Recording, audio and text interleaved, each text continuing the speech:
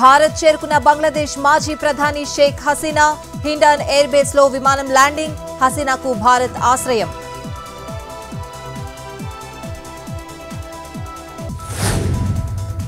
రాజధాని పరిధిలో పేదలకు ఇళ్ల స్థలాలపై సీఎం చంద్రబాబు కీలక ప్రకటన R5 జోన్లో లబ్ధిదారులకు వారి వారి ప్రాంతాల్లోనే స్థలాలిస్తామని వెల్లడి అవసరమైతే భూసేకరణ లేదంటే టిడ్కో ఇళ్లిస్తామన్న సీఎం చంద్రబాబు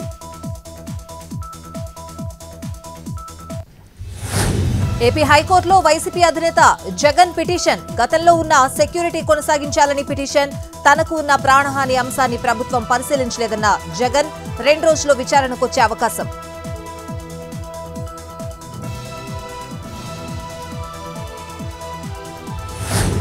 విజయవాడ దుర్గమ్మను దర్శించుకున్న ఏపీ ఎలక్షన్ కమిషనర్ దంపతులు పూర్ణకుంభంతో స్వాగతం పలికిన ఆలయ అధికారులు వేద ఆశీర్వచనం ప్రసాదం అందజేసిన అర్చకులు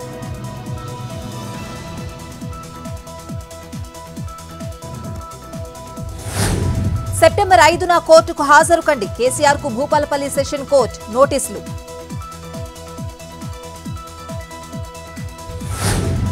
జగిత్యాల జిల్లా కోడిమ్యాలలో ఓ వ్యక్తి హత్య నిందితుడిని శిక్షించాలని కరీంనగర్ రహదారిపై మృతుడి బంధువుల ధర్నా భారీగా నిలిచిపోయిన వాహనాలు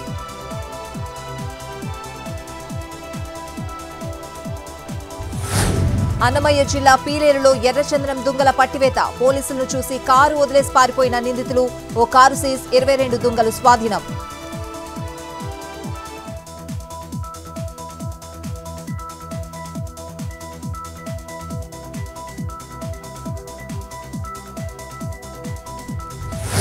రాబోయే వారంలో కృష్ణానదికి వరద పెరిగే అవకాశం పరివాహక ప్రాంతాల్లో స్వల్ప వర్షాలు కురిసే ఛాన్స్ ప్రజలు అప్రమత్తంగా ఉండాలని ఐఎండీ సూచన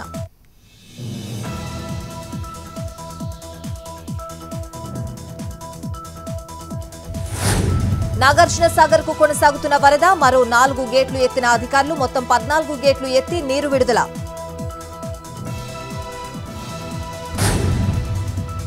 శంషాబాద్ ఎయిర్పోర్ట్ కు చేరుకున్న నిఖత్ జరీన్ విమానాశ్రయంలో స్వాగతం పలికిన స్నేహితులు అభిమానులు